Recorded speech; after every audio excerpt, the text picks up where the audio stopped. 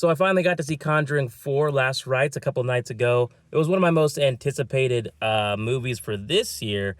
And I did have big expectations going into the movie.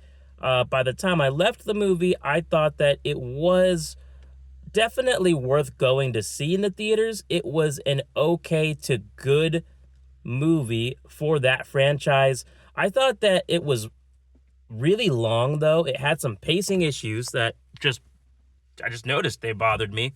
Um, I really wasn't in love with the ending. It wasn't like 28 years later, ridiculous levels of an ending, but it did feel a little bit cheesy, especially for this franchise. There's a lot of good stuff in the movie. Like, as always, the chemistry between the two leads is good. There's some new characters that we see that are good on screen. The special effects and just the cosmetics look great. They look great like they always do for the monsters and demons.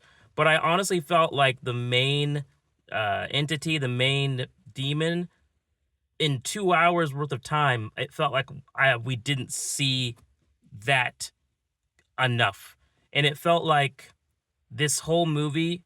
So it almost felt like a part one, even though it wasn't meant to be, because the whole movie was just like hype.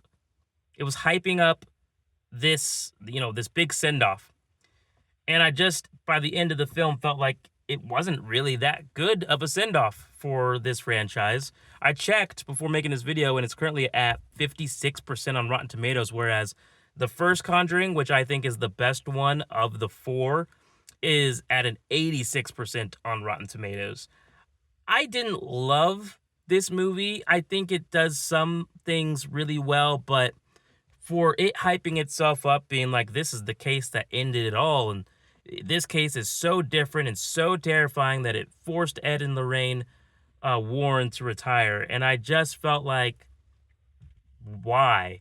This didn't seem to be, like, to me, I think the first one is the scariest still. So I think going in with big expectations and then leaving kind of feeling like, all right, well, I just watched your 2 hour movie and I still feel like I'm missing pieces of the puzzle. It's a little disappointing, but worth watching.